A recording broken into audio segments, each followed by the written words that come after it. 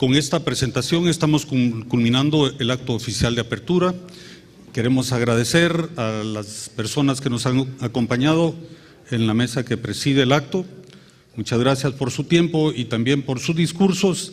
Y podemos pasar, por favor, al momento del coffee break, sin antes recordarles que debemos de retornar después de 20 minutos para escuchar la conferencia del doctor Eugenio Díaz Bonillo, investigador principal del IPRI, con el tema la importancia de la seguridad alimentaria y nutricional para el crecimiento económico. Muchas gracias a todos.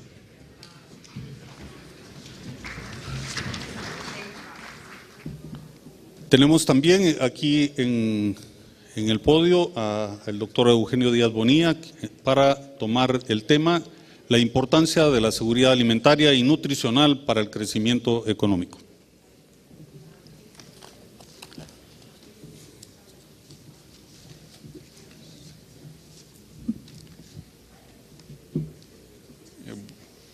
Primero, buenos días a todas y todos. Un agradecimiento al pueblo y al gobierno de El Salvador por esta muy generosa recepción y la hospitalidad.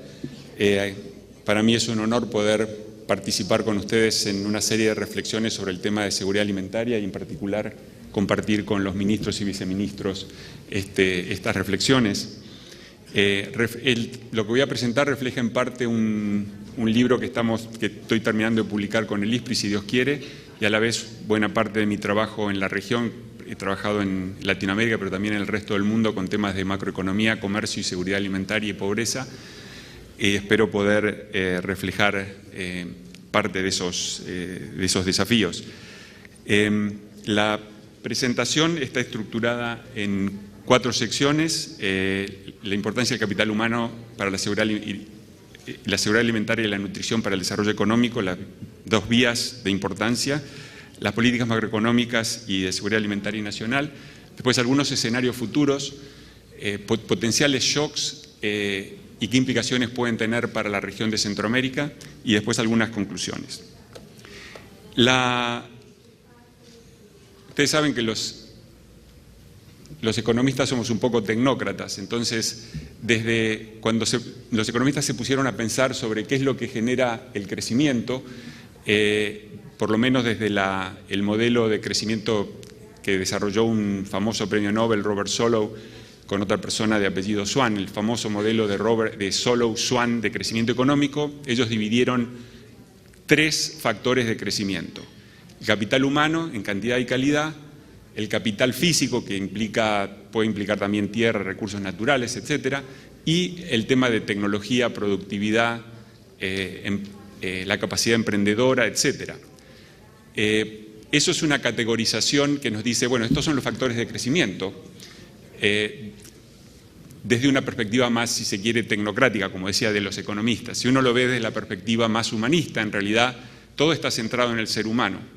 El capital humano no es un factor de producción, es el ser humano, y ese ser humano tiene tanto implicaciones para la acumulación de capital y la buena utilización del capital como para el desarrollo tecnológico, la innovación, etcétera. Por eso aparecen líneas de doble vía. No es que los factores llevan al desarrollo, sino que en realidad está todo vinculado y además está centrado en el capital humano, quizá de manera más sustantiva, en el ser humano.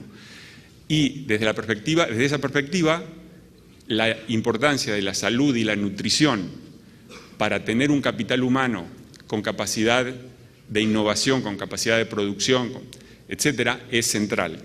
Y eso es un poco el argumento de todo este seminario.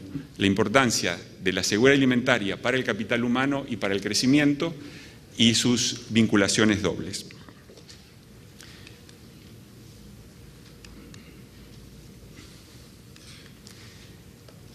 Pero haber identificado estos 3 factores, capital físico, capital humano, tecnología y productividad, no nos dice nada sobre por qué se acumula capital físico, cómo se mejora el capital humano, por qué hay cambio tecnológico. Y eso nos lleva a preguntarnos un paso atrás, cuáles son las razones, y en parte están vinculadas a los aspectos de las políticas públicas. tiene también que ver aspectos estructurales, tiene que ver con el ciclo de la economía mundial, pero las políticas públicas, que es lo que pueden administrar o manejar los gobiernos, es un aspecto central. Y desde la perspectiva de las políticas públicas y la seguridad alimentaria y nutricional, es importante entender cuáles son los canales a través de los cuales las políticas públicas pueden llegar a afectar la seguridad alimentaria y nutricional. Y esto es lo que trata, quizás es un cuadro un poco complejo, pero lo voy a explicar muy rápidamente, cómo las políticas públicas y las políticas macroeconómicas, fiscales, monetarias, de tipo de cambio, comercial, afectan a la seguridad alimentaria y nutricional. Obviamente la primera pregunta que fue mencionada en el panel anterior es ¿qué significa seguridad alimentaria y nutricional?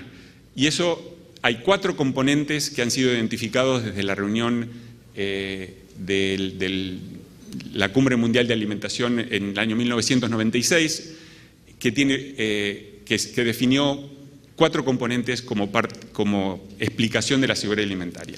El primero es la disponibilidad de alimentos. Tiene que haber una disponibilidad física de alimentos. Si no, no va a haber seguridad alimentaria. Pero más importante, o casi tan importante como la disponibilidad física, es la accesibilidad económica. O sea, primero, disponibilidad física, segundo, accesibilidad económica. El tercer nivel es que esa accesibilidad económica y disponibilidad física tiene que estar todo el tiempo. No hay posibilidad de tener seguridad alimentaria de manera discontinuada. Entonces lleva a la idea de la estabilidad de la disponibilidad y la estabilidad del acceso. Y finalmente es el tema del uso. Porque no importa que haya disponibilidad física, que tenga la capacidad de acceso económica, si después en el uso hay toda una serie de factores que impiden transformar esa input de alimentación en una capacidad nutricional mejor para el ser humano. Cuando todos estos temas se empiezan a discutir en los años 70, también hubo una crisis de precios de los alimentos, entonces fue de a poco llegándose a la conclusión que en realidad la seguridad alimentaria no se discute ni a nivel global, ni a nivel nacional, ni a nivel regional. La seguridad alimentaria es un tema individual, es algo que se resuelve a nivel del ser humano individual. Por eso el dibujo trata de mostrar que en última instancia lo que importa es la seguridad nutricional a nivel del ser humano individual.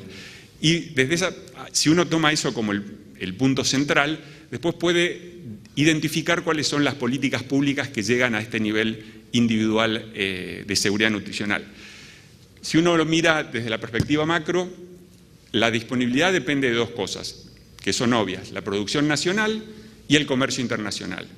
El comercio internacional es importante porque no obstante la idea de que es más volátil que la producción nacional, de hecho la producción nacional siempre es más volátil que el comercio internacional, por ende, y si bien todos los países en desarrollo, el 80, el 90% de la disponibilidad de alimentos es producida domésticamente y consumida domésticamente, sin embargo ese margen de 10-15% que viene del comercio internacional permite estabilizar precios y cantidades.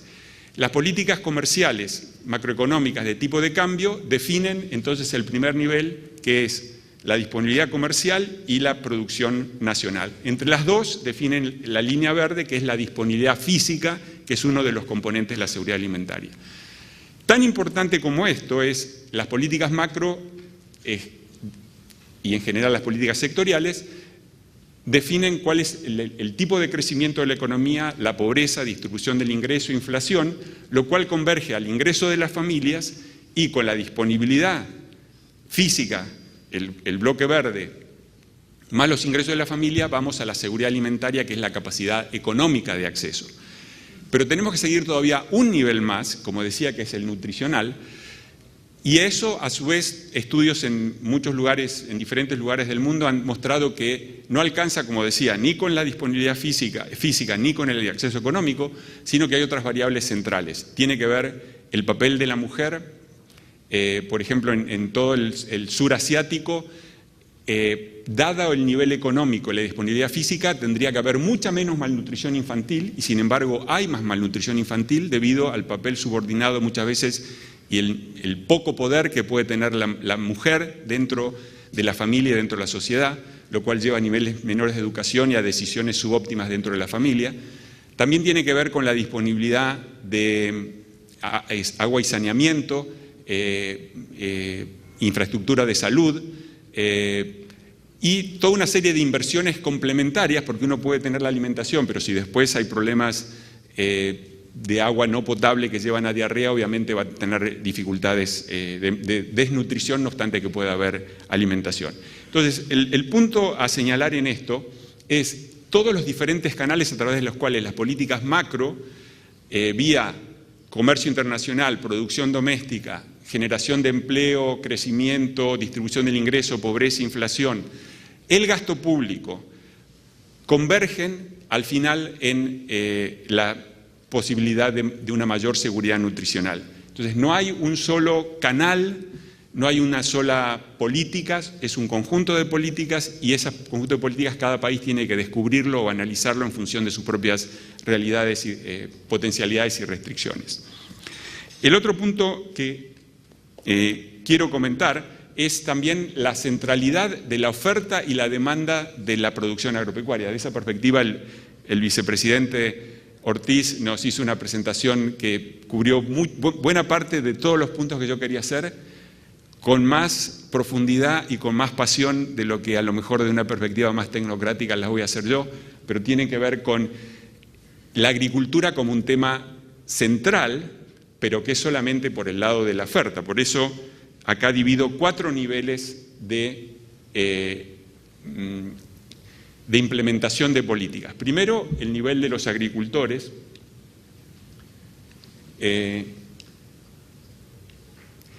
Eso es un nivel central, obviamente, esa es la parte de la oferta. Pero el agricultor vive en un espacio regional y rural. Entonces, tenemos que ver qué tipo de inversión de educación y salud tenemos en el campo, comunicaciones, caminos, electricidad. Si no tenemos un buen espacio regional y rural, como también señalaba el señor vicepresidente, la juventud no se va a querer quedar, no solamente por la tecnología que haya en la parte agropecuaria propiamente dicha, pero también cuál es el entorno geográfico, rural, en el cual se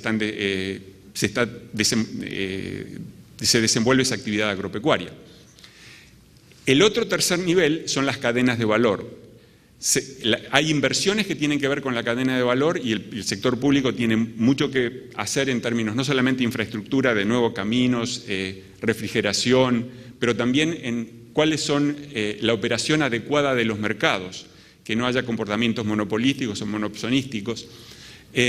Puertos, no es solamente en este caso ya la infraestructura rural propiamente dicha, sino es la infraestructura de comercio a nivel local e internacional. Y finalmente es un tema central. Al principio yo arranqué con el modelo de Solow y de Swan sobre crecimiento económico, que es todo el lado de la oferta. Y Robert Solow, que es un excelente economista que ha recibido el premio Nobel, obviamente, reconoció en el 2005, hizo un trabajo para un libro sobre crecimiento económico y admite que uno de los problemas de su modelo es que no hay demanda.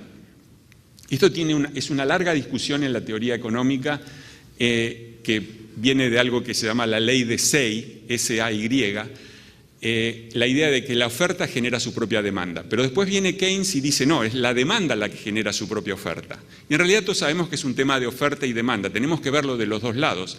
Y en muchos casos estos modelos de crecimiento, estimados econométricamente, con gran sofisticación, están mirando solamente el lado de la oferta. Entonces yo puedo hacer muchas reformas estructurales por el lado de la oferta, pero si yo no tengo demanda, o estoy teniendo otras políticas que me están afectando la demanda y yo no me doy cuenta, si no tengo demanda, no obstante que haga muchas reformas estructurales, voy a tener dificultades. Entonces, como en general en todas las políticas es un tema de, como decía un político en mi país, yo soy de Argentina, siempre decía, todo en su medida y armoniosamente. Todo tiene que estar vinculado y en particular en la economía el tema de oferta y demanda es central. Entonces, si pensamos que la demanda también es un elemento central, ahí vamos a tener no solamente la demanda internacional,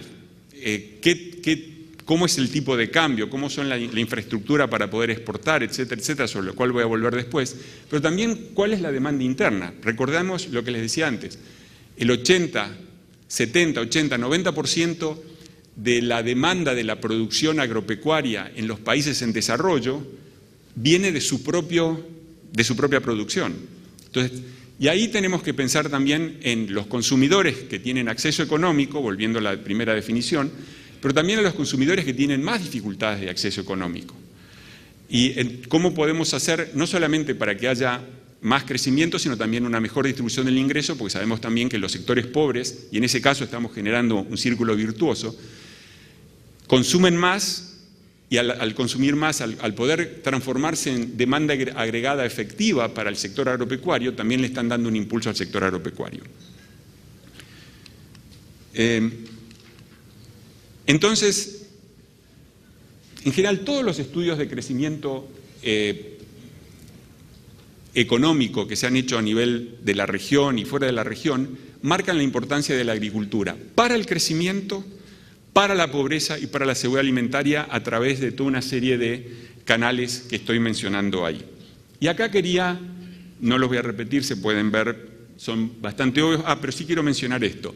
Todos los países de Asia del Este, todos sabemos que tienen una gran capacidad exportadora de manufacturas, en fin, los tigres originales de Asia, después se han incorporado otros países, obviamente China, India, etcétera, con exportación de manufacturas cada vez más sofisticadas, pero todos los países tuvieron en su inicio una transformación agropecuaria importante. No ha habido prácticamente, y si quieren ir todavía más atrás en la historia, Estados Unidos empieza con una gran expansión del mercado doméstico a partir de productores familiares que generan un mercado interno más amplio y a su vez una mayor capacidad de democracia. Y así, si uno sigue yendo todavía más para atrás y ven el libro de Diamond sobre armas, gérmenes y acero, la generación de la alimentación y la expansión de la alimentación es central en la generación de todas las civilizaciones. Sin ir tan atrás, uno simplemente mostrando lo que voy a marcar ahora. ¿Por qué? No, muy rápido.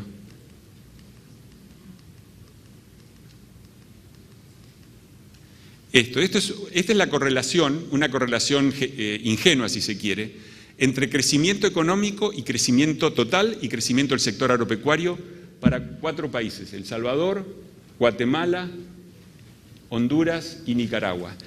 Todo es positivo, quiere decir que no digo que el crecimiento del sector agropecuario genere el crecimiento del sector del total, ni viceversa. Hay una correlación que no significa que haya una causalidad, pero es muy indicativo que si uno mira los coeficientes que hay ahí, prácticamente por cada punto de crecimiento del sector agropecuario, la economía total crece entre 0,4 y 0,7, que es mucho más que el porcentaje que el sector agropecuario primario tiene en la economía. ¿Qué significa esto? Que hay efectos multiplicadores muy grandes del crecimiento económico sobre el resto de la economía. Entonces, esa relación entre crecimiento agropecuario y crecimiento total de la economía, si fuera solamente el impacto directo, tendría que tener un coeficiente igual al porcentaje que tiene la economía. Si la economía es del 10%, un punto de crecimiento de la economía del sector agropecuario tendría que ser 0,1 de crecimiento total. Sin embargo, le estoy diciendo que tiene entre 0,3 y 0,7, 0,8 prácticamente en el caso de Guatemala. Conclusión, impactos multiplicadores muy altos del crecimiento agropecuario sobre el resto.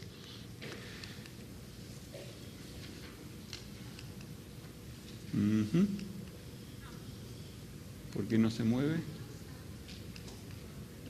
De nuevo. Perdón que no tengo el...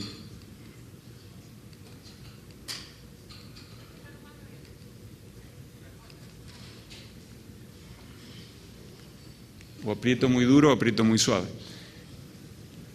Fuera del crecimiento económico, el otro gran aspecto de la demanda internacional, de la demanda general, es las exportaciones. Aquí aparecen en cada uno por décadas, 60, 70, 80, 90, los 2000 y el 2010, lo que va del 2010, ¿qué porcentaje de las exportaciones agropecuarias mundiales tiene cada uno de los países que están ahí? Costa Rica, República Dominicana, El Salvador, Guatemala, Honduras, Nicaragua. El único país que más o menos ha mantenido su proporción entre el 0,25 y 0,30, o sea, 0,3, un tercio de un 1%, ha sido Costa Rica. Dominicana perdió su participación, El Salvador perdió su participación, Guatemala ha mantenido, está un poquito más alto, pero puede decirse que también se ha mantenido. Honduras ha bajado, Nicaragua y Panamá. Quiere decir que todavía hay oportunidades de expansión en las exportaciones. Esa es mi lectura de este cuadro. Eso por el lado de las exportaciones. Por el lado de las importaciones, mucha gente se focaliza en si un país es exportador neto o importador neto. En realidad lo que más importa es cuánto uso de mis exportaciones totales para comprar alimentos. Y eso es el indicador que tengo en pantalla. Casi todos los países tenían alrededor del 10%, usaban alrededor del 10% de sus exportaciones para comprar alimentos en la década del 60. De a poco ha ido creciendo y, por ejemplo, ahora Nicaragua está comprando entre el 30 y el 35% de sus exportaciones totales, el ingreso, entre el 30 al 35% de sus ingresos totales por exportaciones lo usa para comprar alimentos. Sin embargo, Nicaragua es un exportador neto de alimentos. O sea, mientras que por otro lado El Salvador, que es un importador neto de alimentos, sin embargo, que es la línea roja, tiene un coeficiente de importación de alimentos a exportaciones totales que es más bajo que Nicaragua. El punto es, no importa tanto si uno es exportador neto o importador neto, sino cuánto de sus exportaciones totales necesita para comprar alimentos. ¿Cuál es la conclusión que también sacaría de estos números? Existe la posibilidad de una sustitución de importaciones eficiente. En el anterior decía, existe la posibilidad de más exportaciones, acá existe la posibilidad de importaciones eficientes. Y el último punto que quiero hacer tiene que ver con la distribución del ingreso.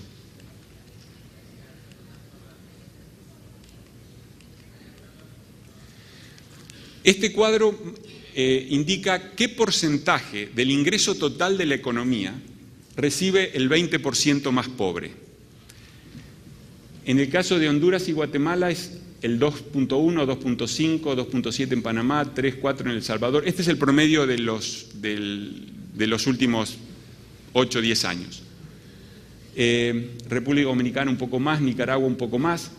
El promedio de la región es este, o sea que hay algunos países que están por debajo de la región, algunos que están por encima, pero a nivel mundial, recordemos que Latinoamérica sigue siendo uno de los países con las regiones, no uno, es la región con la peor distribución del ingreso. El promedio a nivel mundial y la mediana a nivel mundial, que son las líneas rojas, quiere decir que toda la región, toda Latinoamérica tiene el 20% más pobre de cada uno de nuestros países, recibe sustancialmente menos como porcentaje del ingreso de lo que pasa en el resto del mundo, que es alrededor del 6.2, 6.5, dependiendo si tomo el promedio y la mediana. ¿Qué me dice esto? También tengo posibilidad de mejorar, de incrementar el mercado interno, en el cual estoy haciendo dos cosas. Estoy mejorando el problema de pobreza, pero estoy incrementando la demanda interna. En el caso de Brasil, por ejemplo, que están comprándole a los pequeños productores para dar alimentación en las escuelas. Es una manera, en las escuelas más pobres, es una manera de estar generando demanda interna y generando una especie de círculos virtuosos sin necesidad de dar subsidios, nada. Están simplemente comprando a los productores más pequeños y dando ciertos alimentos en escuelas más pobres. Si uno piensa en el caso de Estados Unidos, que es obviamente un país rico, que tiene muchos menores niveles de pobreza, etcétera, siempre han tenido el programa de estampillas para el food stamps, ¿no? Que es una manera de redistribuir el ingreso hacia los sectores más pobres, que entonces pueden comprar alimentos, que a su vez mejora la demanda efectiva para los productores agropecuarios. Entonces, existen oportunidades. El sector agropecuario es fundamental para el crecimiento global y tenemos oportunidades, tanto en las exportaciones como en la sustitución de importaciones eficiente, como en la posibilidad de mejorar la demanda interna vía tanto crecimiento como una mejor distribución del ingreso. Pero en la parte agropecuaria siempre nos encontramos con el famoso dilema que todos los gobiernos confrontan, ¿no es cierto? Yo quiero tener precios altos para los productores porque eso me genera mayor producción, mejora la disponibilidad de alimentos, pero precios muy altos, quiero tener precios bajos para los consumidores porque eso mejora el acceso. Obviamente yo no puedo tener dos objetivos con un solo instrumento, que es manejar precios. Es una vieja ley de otro premio Nobel de Economía. Timbergen siempre dijo, si tengo dos objetivos necesito dos instrumentos, si tengo tres objetivos necesito tres instrumentos. Los gobiernos han tratado de las muchas maneras de resolver estas dicotomías. Una que en general no funciona mucho, y voy a dar un ejemplo de fuera de la región, que es el caso de Marruecos, en los años 90, ellos tenían protección alta para el trigo, por ejemplo, para algunos de los productos alimentarios, pero ¿qué significa protección? Significa que al subir la protección estoy subiendo el precio interno, lo cual obviamente mejora el precio para los productores, pero empeora el precio para los consumidores. Entonces, Marruecos daba subsidios a los consumidores y les llegó a ocupar 1.5 o 2 puntos del PBI, subsidios universales, pero además tenían otros efectos, porque al subir el costo de los productos alimentarios, también me afectaba el salario real de los trabajadores, que a su vez trabajaban en maquilas o en sectores manufactureros que vendían a Europa, y al levantar el precio de los productos alimentarios y hacer subir el salario real, estaba afectando las exportaciones de los productos textiles, etcétera, que iban hacia Europa. Y a su vez, como le estaba dando un precio mejor al trigo, significaba que iba a haber más producción de trigo, de secano y de riego, y en el caso del trigo de secano, Marruecos tiene gran inestabilidad pluvial, significaba que cada vez que había una sequía, los productores habían ido hacia la producción de trigo porque tenía alta protección. Había después, con la sequía, una gran desestabilización de la producción y de la economía marroquí, por un lado, y por otro lado, también, en los casos que había irrigación, se usaba más agua para trigo, cuando en realidad Marruecos tenía una gran capacidad competitiva en frutas y hortalizas para Europa. Entonces, esta manera de alta protección después con subsidios generaba una serie de ineficiencias e inequidades. Subsidios universales que en última instancia terminan beneficiando más a los que menos lo necesitan, y la protección, todos sabemos, como es una protección de precio de productor, el que más se va a beneficiar es el productor grande, no el más pequeño. Entonces, este tipo de solución al dilema, que es muy común, tiene otras opciones, que es la siguiente, que es la que creo que en general ha mostrado que es mucho más eficiente, que es mejorar las inversiones para la productividad. Primero tener un tipo de cambio real que sea competitivo, y voy a volver sobre eso. Aún los países, como el caso de El Salvador, que están dolarizados, o Panamá, que están dolarizados, el tipo real es la relación entre el precio de los comercializables y el precio de los no comercializables. Entonces, si bien no tengo el tipo de cambio nominal que pueden tener los otros países de la región, sí tengo que mirar con mucho cuidado qué está pasando con el precio de los no comercializables. Porque si eso sube más rápido que en Estados Unidos, voy a terminar perdiendo competitividad. En todo caso, voy a volver sobre este tema. Un tipo de cambio real competitivo, inversiones en productividad, lo cual me mejora la ganancia del productor. Otro punto que también hizo el vicepresidente, que tiene absoluta razón, genera más producción, con lo cual beneficio a los consumidores, y en general puedo tener un resultado alimentario y nutricional mucho más adecuado. Muy bien. Dado ese marco, ¿qué cosas pueden hacer las políticas macroeconómicas? Y voy a comentar muy rápido los 4 niveles. En los 2 primeros voy a hacer el comentario, voy a poner unos slides y voy a volver de nuevo a este cuadro. Antes se mencionó que necesitamos considerar la composición y la eficiencia del gasto. En algunos casos también hay que ver el nivel del gasto. Son 3 cosas distintas. ¿Estoy gastando todo lo que hace falta? 1. 2. ¿Cuál es la composición entre bienes públicos que generan bienestar para toda la comunidad, mejoran competitividad, etcétera? ¿Y cuántos son bienes privados, subsidios específicos que se apropian a algún sector? Y después, ¿cuál es la eficiencia del gasto público? Los tres dimensiones: el nivel, la composición y la eficiencia.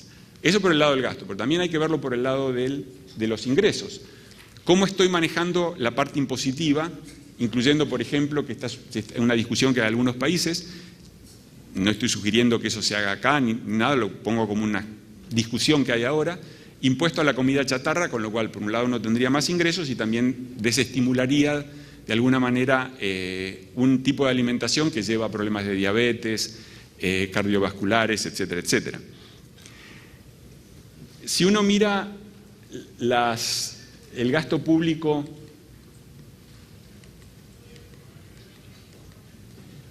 el gasto agropecuario y social en la región, el gasto agropecuario está en azul, el gasto social está en rojo. El gasto agropecuario en azul es como porcentaje del valor agregado agropecuario. El gasto social en azul es como porcentaje del PIB total, ¿no? Porque no hay un valor agregado social en las cuentas nacionales, sí hay un valor agregado del sector agropecuario. Uno diría el promedio de Latinoamérica para el gasto agropecuario como porcentaje del PBI agropecuario es alrededor del 10%. En la región el que más se acerca es Dominicana, pero en general el resto, y sobre todo El Salvador y Guatemala, no había datos de Honduras en la base de datos. Uno diría que si yo quiero darle prioridad al sector agropecuario, tengo que pensar en levantar el gasto público como porcentaje del PBI. Pero también tengo que pensar en la composición. Y uno de los...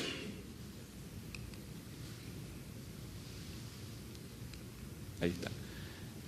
Un gasto central que en todas las evaluaciones a nivel mundial siempre sale como el primero más importante para la productividad y el crecimiento agropecuario. Y sale primero o segundo en reducción de pobreza, es el gasto en investigación agropecuaria. En todos los estudios de impacto sale como el principal gasto. Y sin embargo, también de nuevo en la región, este es el promedio de Latinoamérica, también medido como porcentaje del PBI agropecuario. ¿Qué porcentaje de investigación y desarrollo agropecuario como porcentaje del valor agregado agropecuario? Está por encima del 1%, en el caso de Nicaragua y Costa Rica está cerca, pero están por debajo del promedio de la región.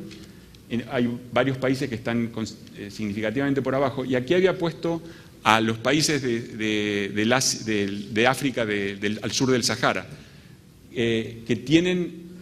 Y se supone que eso todavía es muy bajo. Piensen que los países desarrollados que tienen gran competitividad en su producción agropecuaria gastan 3-4 puntos del PBI agropecuario en investigación y desarrollo.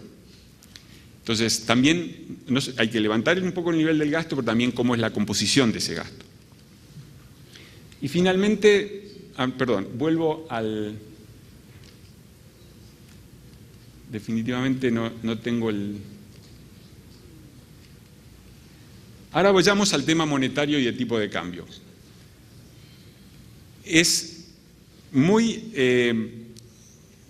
Todos los estudios de crecimiento, sean académicos o del Fondo Monetario o del Banco Mundial que yo he visto, todos tienen más o menos la misma conclusión en relación al tipo de cambio. Si yo tengo un tipo de cambio sobrevaluado, quiere decir que mi moneda es muy fuerte, quiere decir que no soy competitivo, voy a crecer menos que los países que tienen un tipo de cambio subvaluado, que tienen un tipo de cambio que es más competitivo. Y si es exageradamente sobrevaluado, eventualmente voy a tener una crisis. Todos los estudios muestran eso. Entonces, no es trivial ponerse a pensar cuál es el nivel de competitividad, cómo está mi tipo de cambio en relación a este nivel competitivo. Y de ser posible tener un tipo de cambio ligeramente subvaluado, que es lo que me va a permitir para los sectores transables como agricultura, comercializables internacionalmente como agricultura o como maquila, le va a dar la competitividad que me va a permitir competir con China en maquila o con otros países en la producción agropecuaria. Si yo tengo un tipo de cambio sobrevaluado, voy a poder hacer muchas reformas, etcétera, me va a llevar más tiempo, eventualmente a lo mejor puedo compensar esa sobrevaluación del tipo de cambio, pero va a ser doloroso y va a ser largo, o va a ser largo por lo menos, y no doloroso. Entonces, primero pensar en el tipo de cambio y evitar la sobrevaluación. Y esto también está relacionado con la necesidad de tener una coordinación muy clara entre lo que son las metas de inflación con el tipo de cambio, con la política monetaria. Y voy a poner dos cuadros nada más. Esto es simplemente, no quiero entrar en polémicas, pero es sugestivo más que una sugerencia. el cuadro y voy a explicar qué significa. En el caso de El Salvador, cuando tenía un tipo de cambio mucho más competitivo en los 60-70, estaba creciendo al doble el sector agropecuario de lo que está creciendo ahora, con un tipo de cambio que está bastante más bajo.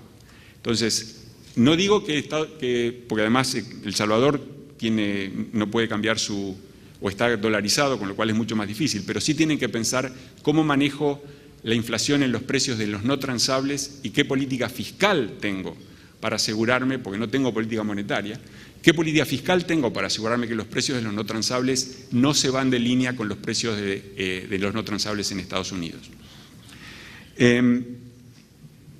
Y el otro cuadro más abstracto que también quería mostrar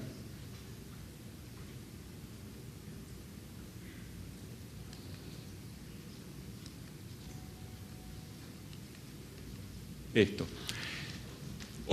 ¿Qué significa esto? Hay una relación entre crecimiento e inflación. Todos sabemos que mucha inflación es mala para el crecimiento, pero una serie de estimaciones han llegado a la conclusión que la relación entre crecimiento e inflación es no lineal.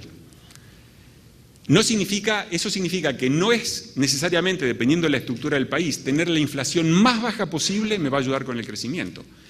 Y por eso esa relación, que es una especie de montañita, significa que el crecimiento, en un momento dado voy a crecer más y voy a tener más inflación hasta llegar a un punto. ¿Y cuál es el punto esa de inflexión que tengo arriba? Los estudios usualmente han estado entre el 5 y el 15%. A partir del 15%, ahí sí la inflación me afecta al crecimiento. Pero antes puedo haberme quedado del lado equivocado de esta curva. Entonces hay que pensar en la combinación de crecimiento y inflación. ¿Cuántos minutos tengo máximo? 2. Muy bien, entonces voy cerrando.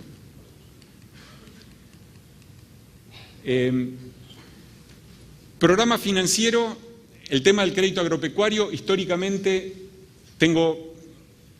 obviamente quiero desarrollar el sector financiero en el sector rural para darle posibilidad de depósitos a la gente en el sector rural, pero usualmente el tipo de inversiones para el sector agropecuario es de mediano y largo plazo y voy a tener que pensar en otras fuentes de financiamiento. Históricamente, en toda la región se usaban o fondos redescuentos del Banco Central, pero en ese caso tienen que estar coordinados con el programa monetario, o se usan fondos fiscales, pues tienen que estar colocados en el presupuesto, o créditos internacionales. Pero necesito pensar cuál es la fuente de fondos para un programa de crédito agropecuario, 1. 2, cuáles son las instituciones. En la región hubo más la teoría de cerrar las instituciones públicas de crédito agropecuario porque eran ineficientes, etcétera, todo lo cual es cierto.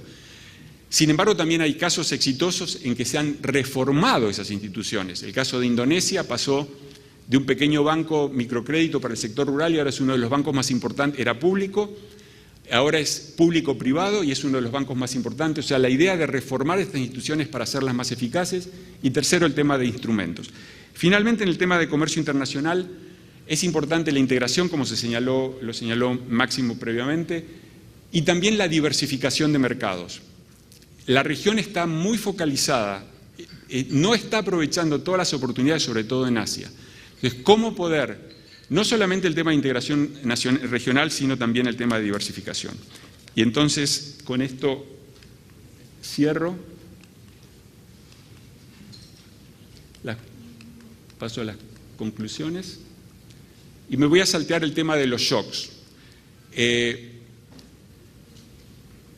La región tiene que estar preparada para, a mi ver, dentro de los 2 o 3 años va a haber un shock más bien de tipo económico. La región tiene que estar preparada. Me parece que es menos probable que haya shocks de temas de precios, tanto agropecuarios como de comercio, por las mismas razones que voy a tener una caída en el crecimiento económico. Y sí voy a tener más problemas climáticos, tanto por eventos extremos como el tema de calentamiento a mediano plazo. Entonces, ¿cómo prepararse para estos 3 shocks? Y en el caso del ISPRI podemos modelizar varios de esos impactos y ver qué impacto podría tener sobre la región. Entonces, finalmente, como conclusiones,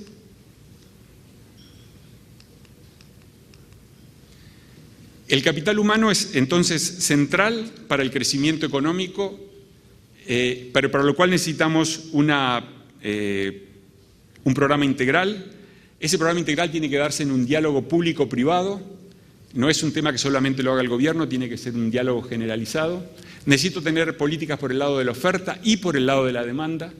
Tengo que balancear las metas de crecimiento, las metas de inflación y evitar la sobrevaluación sobre todo.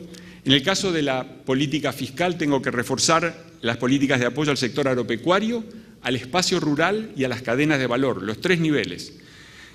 Mejorando, incrementando el gasto público y repensando las fuentes de fondos e instituciones en el caso del financiamiento para el sector agropecuario. Incrementar y mejorar el gasto de protección social, especialmente con los programas de nutrición y salud, seguridad alimentaria, nutrición y salud, que va a discutir sobre todo los ministros y desde el punto de vista del IFPRI, Marie Ruel, y prepararse para los shocks climáticos, probablemente con algún fondo fiscal para emergencias. En última instancia, el tema de la seguridad alimentaria y nutricional es el tema de poner al ser humano en el centro del desarrollo, que es el inicio y es el final de todos los esfuerzos que tenemos que hacer todos nosotros como miembros del sector internacional, de los gobiernos y del sector privado. Muchas gracias.